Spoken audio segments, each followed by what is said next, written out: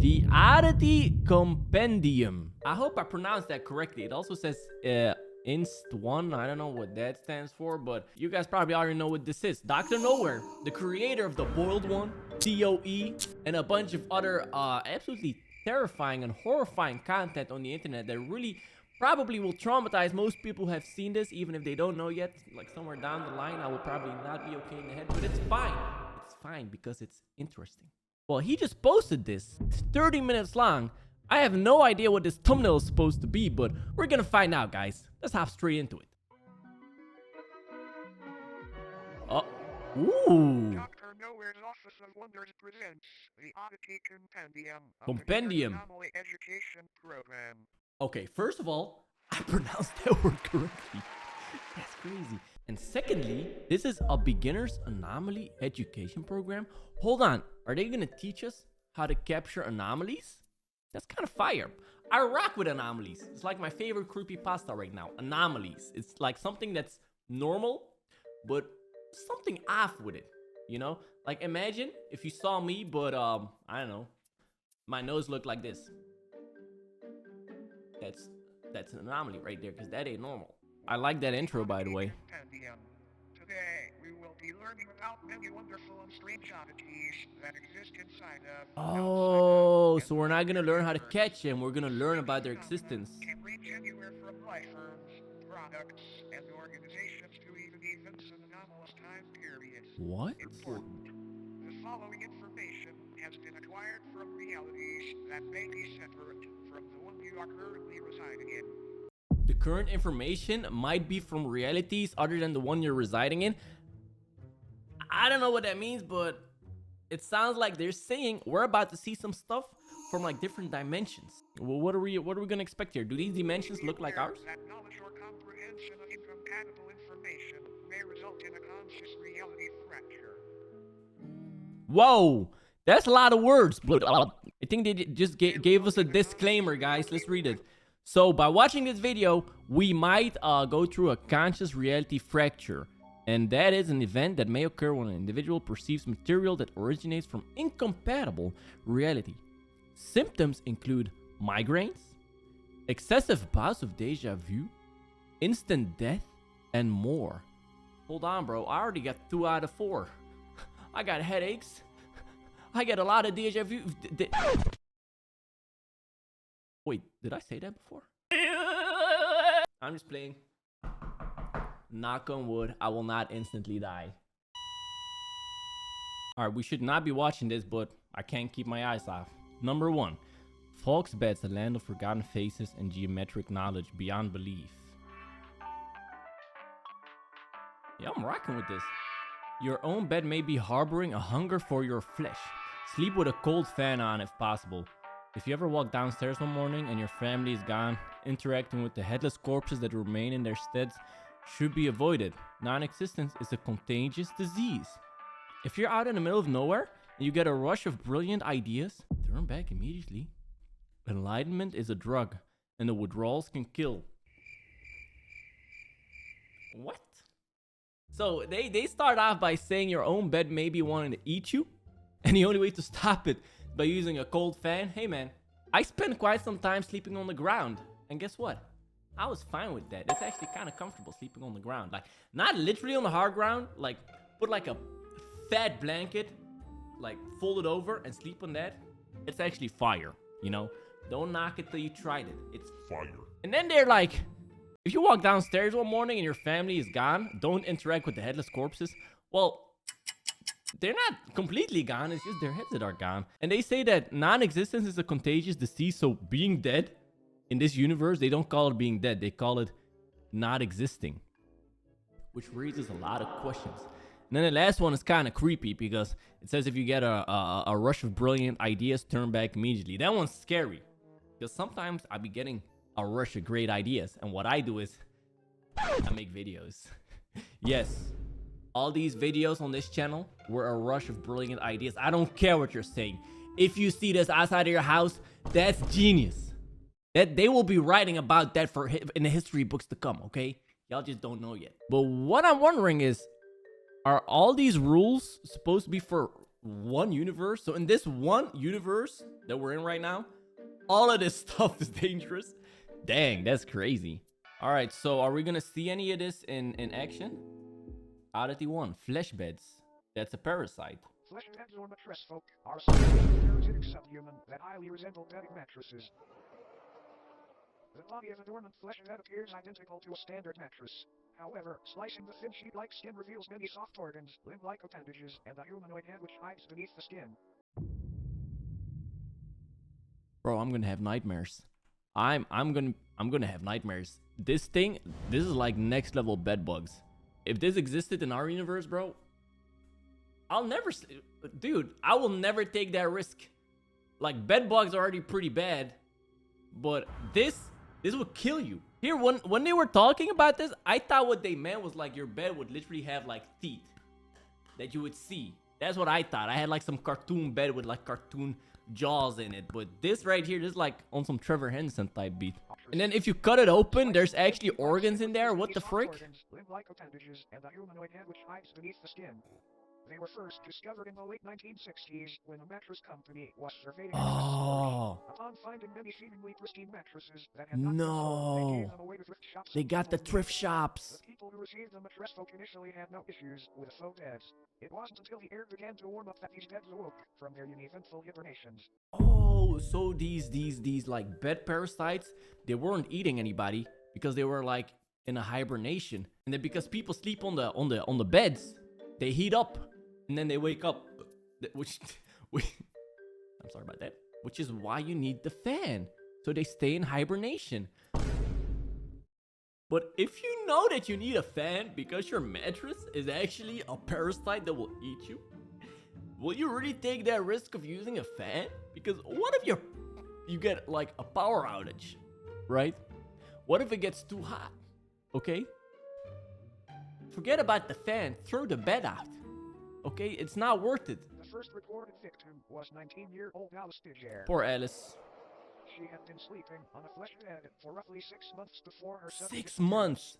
So she had no idea. Sulfur and rot originating from her bed. Her family called authorities, and the inside of the mattress revealed a feasting parasite, several hundred human bones, and a half-digested Alice.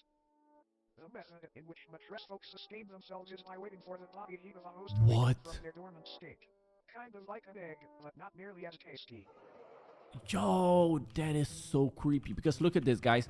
Y'all saw in the original image, the creature actually has like a head. And I thought like the back of the creature would be like the mattress, and like the head always sticks out, but it's like hiding under the pillows or something. But here you can actually see what it looks like. So the head is actually hiding inside of the mattress, along with all the organs. And these look like, are these legs? These look like legs. Ew. So I'm guessing it just literally looks like a mattress, and then if it wants to move or anything, the head and like the legs will come out and it will start crawling and sticking its head out like this. Ew. That is gross. So this tiny head is like this, slightly bigger than a human head. This will literally eat a whole body and digest it. What does the mouth look like when it's like eating? After they wake, they slowly unfold themselves from their soft mattress-like bodies. This process is very This is literally what I was wondering. Underneath its body or on its side so as not to be detected. After roughly a month of this process and on a night 17 degrees it takes a month. Its head and arms fully emerge and pull the sleeping host into its body, where prey is slowly digested.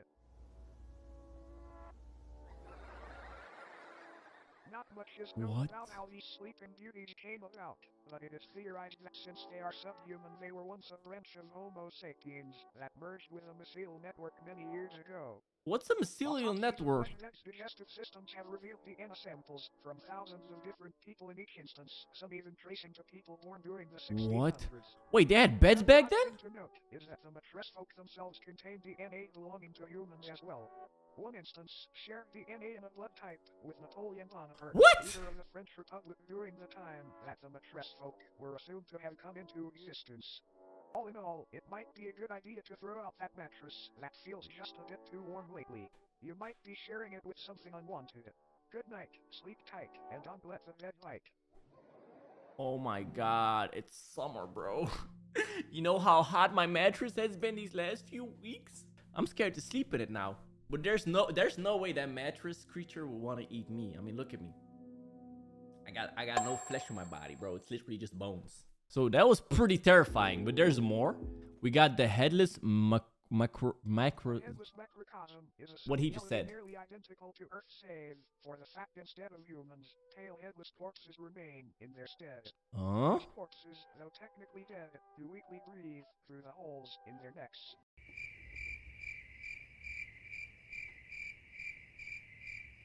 Is that SCP-096 without a head? I swear it kind of looks like him. It really does, guys. Here, this is this creature, and here's SCP-096 next to it. Their hearts have also been observed to begin convulsing. Oh! Oh! Identical in appearance to one another aside from physical dimensions. So, do they just act like humans? Do they have like jobs and stuff?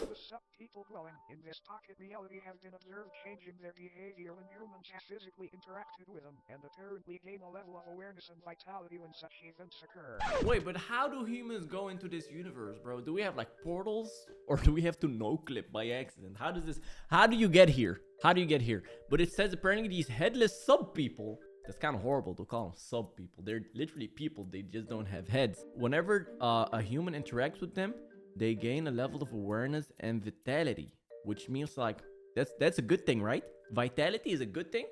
And awareness, does that mean they start acting nice? They start shaking your hand and stuff? What does that mean? There are approximately 2,393 living humans living in this reality, all from parallel Earth.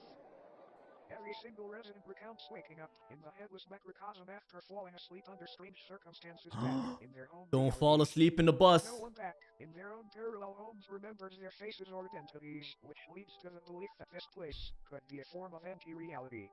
A waste compartment of the universe used for aspects of reality that are useless or harmful to existential fabric. Oh my god, bro, this is so fire, bro. Like, I love this, bro. Dr. Nowhere, how did you think it is? I got goosebumps. I got goosebumps, guys.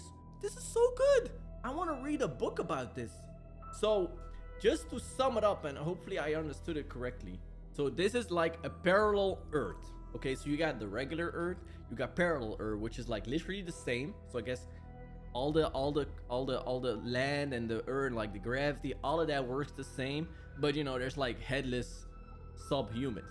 And the way to enter this parallel Earth, there's no portal. Okay, you don't no-clip in there technically, but you literally have to fall asleep under strange circumstances in your home reality. So I guess on Earth. So they don't specify what strange circumstances are. I don't think just sleeping on the bus is a strange circumstance. So that really raises a lot of questions to me. But pretty much when you do that, you get transported to this parallel Earth, and this is what they call it. They call it an anti-reality. And the theory is because in the Earth universe, if you like no-clip into this anti-reality, nobody in the normal reality will remember you. So like if I fell asleep under strange circumstances, you guys will never remember me. I will literally stop existing in everybody's mind. It's like the universe made me not exist ever.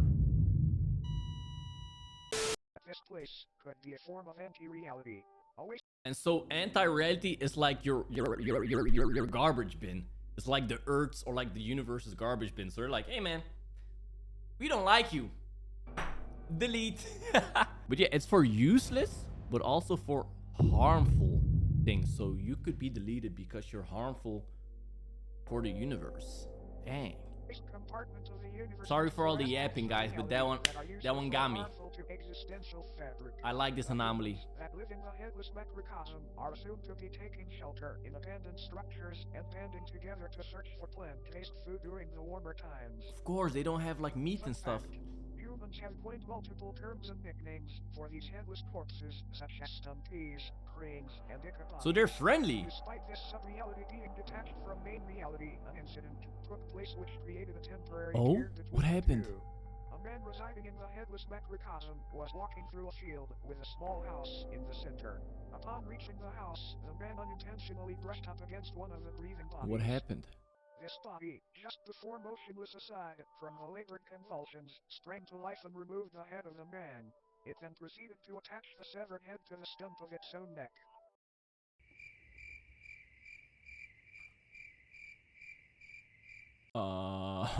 Okay. I take that back. They might not be that friendly actually, because this one just literally tried to steal somebody's head, bro. They tried to steal their head and put it on their own body. Like, I know y'all are jealous that we have heads, but we were born this way. You were born that way. If we could help you get a head, we would, but don't really see this working, because I need my head, okay, and it's not gonna fit on your neck. So let's not do this. So after brushing up against this creature, this happened. So as long as you don't touch him, you're good. But just slightly brush up against them and you're done. The man's name was Michael Edford. After the corpse had placed Michael's head where its own should be, an event occurred back on Earth in the What was year that for? 2061 that resulted in You're Dr. Nowhere. I was enjoying this. Okay? Why'd you have to embarrass me like that? The man's name was Michael Edford. After the corpse had placed Michael's head where its own should be, an event occurred back on Earth in the year 2061 that resulted in governmental intervention. 2061? Families called to the authorities described an impossibly tall naked figure appearing in their backyard. The presence of this oddity was highly distressing to the family, and they remained inside their home until the situation was resolved. Wait, I take that back. So like the tall, headless subhuman, they put the head on their neck, somehow it fit, I guess, and then they got transported back to Earth. What? So what happened next? The following photograph depicts this figure they spoke of. Michael Tedford's rotting head is affixed atop its frail neck. What? The face you are looking for no longer exists. Obviously, because Michael, he was transported because he fell asleep under strange circumstances. So we don't remember his existence. But how does whoever's making this video remember the name? Who's making this video? And why are we watching it? Whoa, this is a PSA. Who are they trying to PSA? Shortly after the photo was taken, what was left of Tedford's existence was removed from the premises and taken to an upscale anomaly. So they took the head, I'm guessing? Apparently, this corpse was attempting to quite literally become Tedford by leeching off of his existence. These breathing bodies appear to be in a constant state of yearning to reconnect with the roots of reality again, as they have been taken a hold of by a dangerous and contagious disease. Wait, so if I understood correctly, this thing will take your head, it will go back to your own universe, and it will literally try to become you in that universe, so you stop not existing anymore. So I'm starting to think maybe these creatures were also like part of a different universe, and then they were normal at some point. Even says here, apparently they got a hold of by a dangerous and contagious disease. This disease appears to be non-existence itself. It can affect anyone on Earth at any time, and once it takes hold, the Headless Macrocosm deems you valid for residence within its endless meadows. Bro, you know how much of a bar that is? Non-existence is a disease. The disease of non-existence. Oh my god, bro.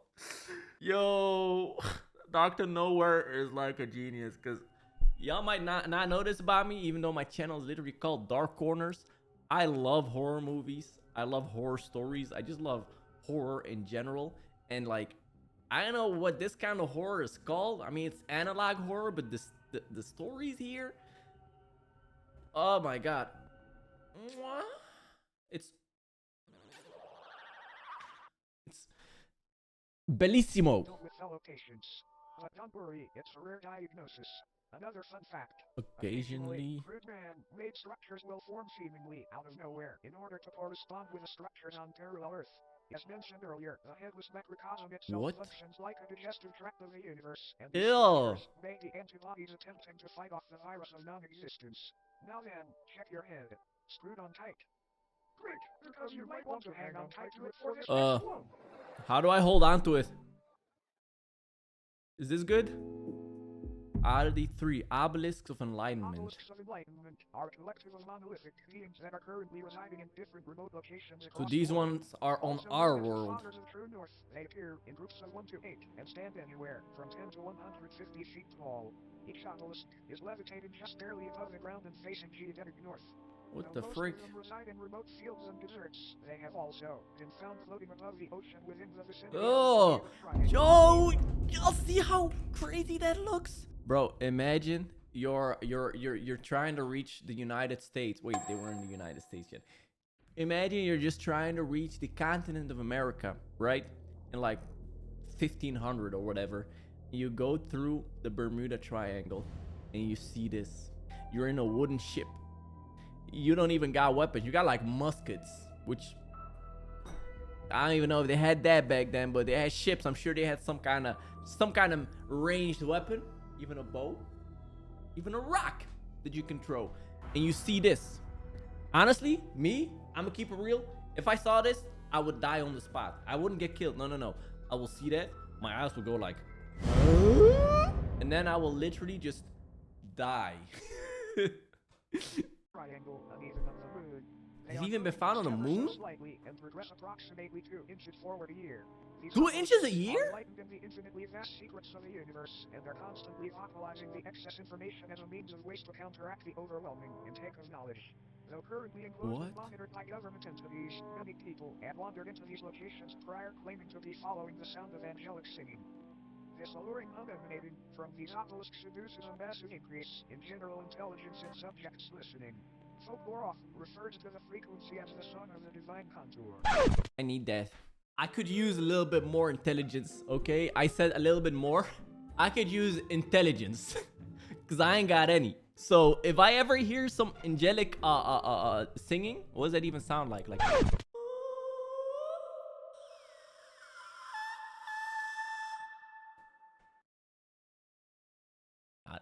that was pretty good, right? Was that pretty good? You're welcome. Each obelisk's biological elements are unraveled thousands of feet What? into the sky to make a metaphysical connection from Earth to the universe. It is assumed this is a form of knowledge worship, an attempt to make a mortal sacrifice for an immortal honor. What? So wait. So there's like a biological string, whatever, that's attached to these obelisks, and it reaches like into the sky. And apparently that's supposed to be like a metaphysical. IDK, what that means? What does metaphysical mean? Not gonna search it up. Y'all better comment it down below. But it makes a metaphysical connection from Earth to the universe. So if you climb this biological string, you will literally see that it's connected to the universe. So like Earth is here, space, universe. Oh, this hurts. It's assumed this is a form of knowledge worship, an attempt to make a mortal sacrifice for an immortal honor. Wait, so are these things like mortal? Could you hypothetically shoot them with a nuke and will they die? How would you kill a thing like this? More importantly, it only moves 2 inches a year. People have run into it, this thing. They become intelligent. Do they die? I didn't pay attention. Can you survive that? Because if you can, give me some of that, baby. Form of knowledge worship, an attempt to make a mortal sacrifice for an immortal honor. Fun fact. These organs are confirmed to be those of the humans and other biological matter that were absorbed after enlightenment. Enlightenment? Who's laughing? Upon perceiving the words spoken by the obelisks or entering into close proximity with them, the human brain either spontaneously expands and combines or receives an ability to comprehend the sacred information. I don't. Whoa. Yo, that's like throwing up a coin. So if you hear the words that they speak, which is pretty much, they have all the knowledge of everything. So you will literally hear things that you as a human cannot handle yet, that you're not supposed to know. So there's 2 things that can happen. Either your brain explodes because you cannot comprehend all this information, which, you know, most likely would happen to me. But then again, I will take off my headphones, okay? I'm gonna show you guys this for the first time ever. So please do not judge me, okay? I've been hiding this, but seeing as I got this in the back of my head, you see, I got some space back there because my brain is like peanut sized. It's like this big. So if it expands, I hope it expands like that way, and I should be good, you know? So I feel like I could survive this. So when you survive it, what happens? Because I'm a firm believer of ignorance is bliss.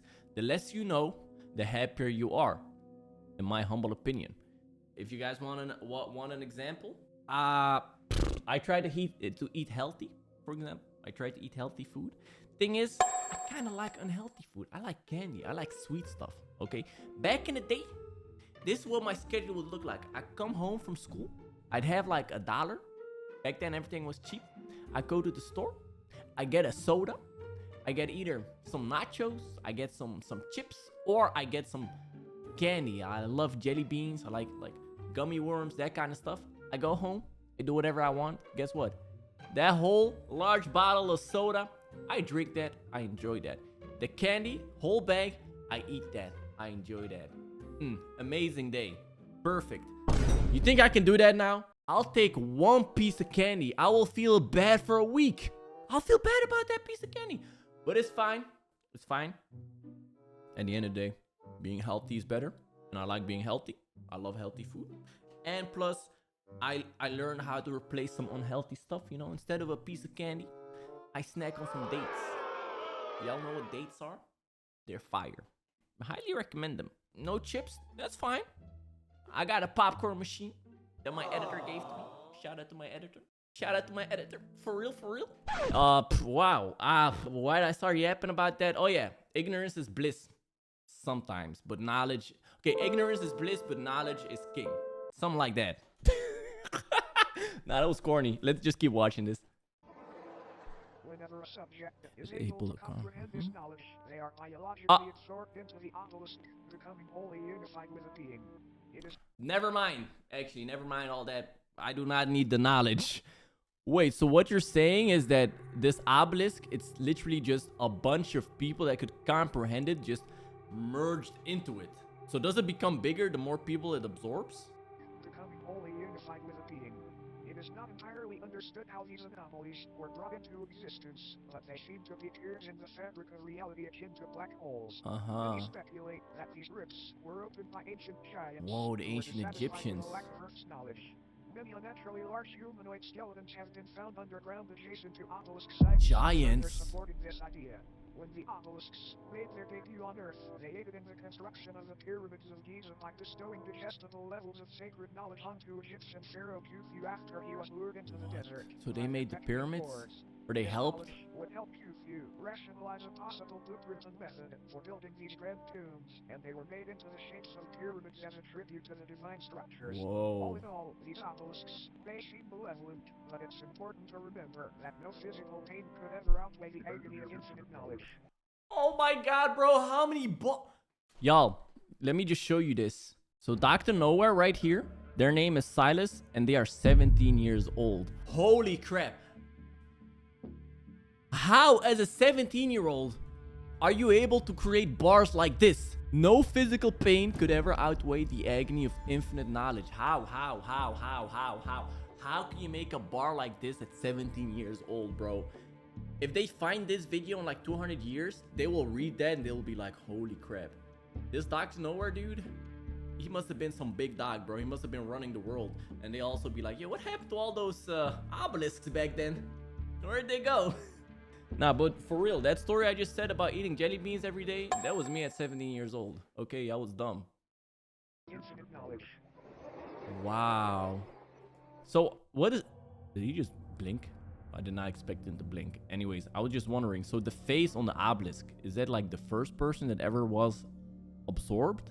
Could that be it? It's blinking. Does that mean this person is still alive? How does this all work?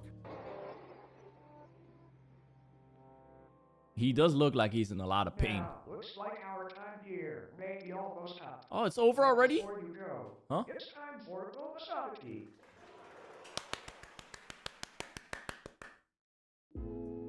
Filbus? This is Filbus. It is not known where Filbus comes from or why he is here, Hey, but man. there have been a number of people who, after consuming media depicting Filbus, have felt the overwhelming compulsion to practice Filbism. The what? Filbism is a political and somewhat religious ideology, which centers around the belief that building/consuming chairs and other wooden furniture is honoring Filbus' great sacrifice. It is not clear what this sacrifice is or what it refers to. How do you... What? What? Filbism is making and eating wooden chairs and other wooden furniture? What? We got like a whole thread up here about Filbism. Looks good, huh? Huge improvement from the last, I think. And Filbus, I trust. What is that? Rustic pine? White oak. Yeah, Minecraft. Nice. In Filbis I trust. Word. Alright, so if you consume media with Filbus in it, you become you become a wooden chair enjoyer, I guess.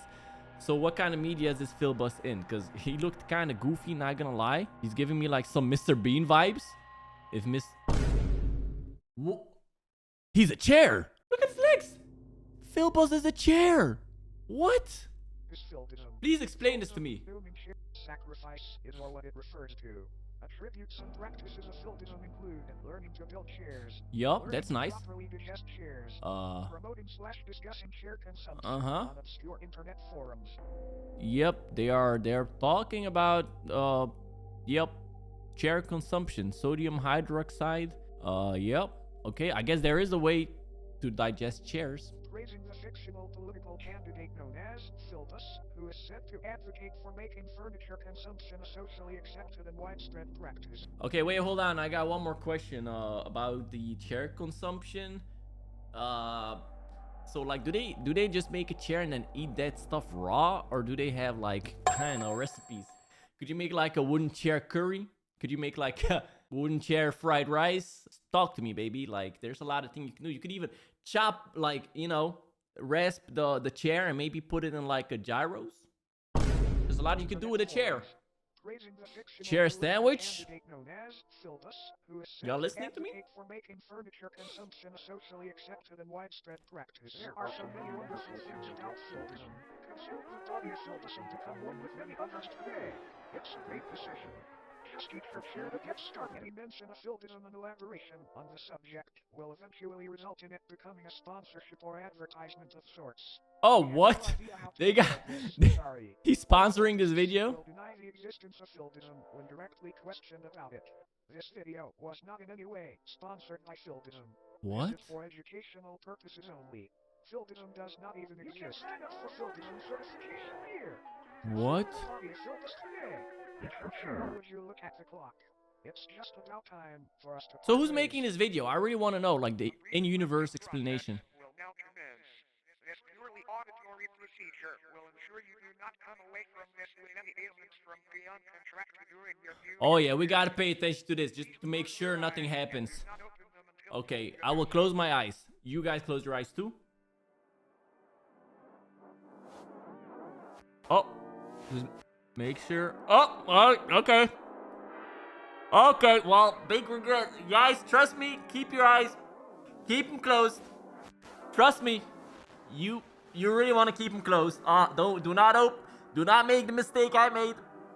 Oh, I did it again. This is not nice, guys. Trust me. You don't want to open your eyes right now. This is looking pretty rough.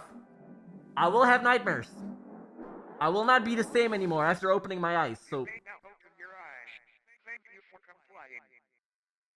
Thank you for attending Dr. Nowhere's Office of Wonders. We hope that you enjoyed your stay. Actually, I did. That was amazing. That was one of the greatest videos I've ever reacted to. I really enjoyed that. I'm kind of sad it's over. But what the heck, Dr. Nowhere? How? Banger after banger after banger. This is my favorite video that he has made. I like the boiled one. I liked the starving.help type of deal.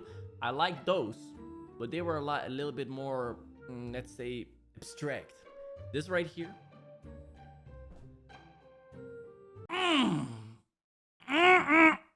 That's my review. 5 out of 5.